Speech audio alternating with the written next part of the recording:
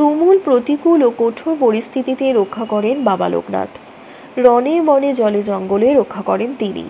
লোকনাথ ব্রহ্মচারীর কৃপা পেলে জীবন অত্যন্ত সুন্দর হয়ে থাকে। তিনি রক্ষা করেন সমস্ত বাধা বিপত্তি থেকে। বাবা লোকনাথ সত্যি সত্যি এক অবতার বরিষ্ঠ রূপ। তিনি অত্যন্ত ভক্তি নিষ্ঠায় সাধারণ এক পরিবারে জন্মগ্রহণ করে সবার কাছে পূজনীয় হয়ে উঠেছেন। তিনি দয়াময়, আর সমুদ্র হিমাচল তার ব্যাপ্তি। তিনি রক্ষা করেন সর্বত্র।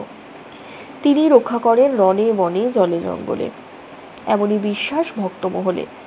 সংযমের মাধ্যমে কঠিন জীবন যাপন করার নির্দেশ দিতেন বাবা সব্বাইকে। কঠোর পরিশ্রমেই জীবনে একমাত্র সাফল্য আসে।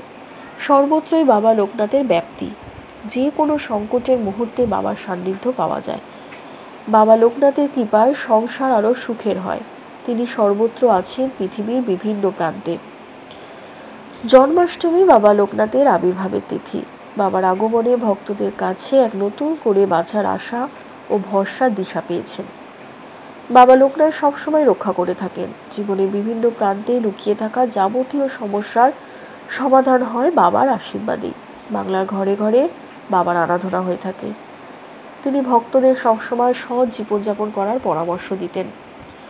বাবা লোকনাথের প্রিয় খাবার অমৃতি মিছরি। তিনি মানুষের মনকে মিছরির মতো সুন্দর করার আদেশ দিয়েছিলেন। মিছরির মতো মিষ্টি স্বভাবের সঙ্গে সঙ্গে ফুলের মতো মন জীবনকে সুগন্ধে ভরিয়ে তুলবে। ধন্যবাদ।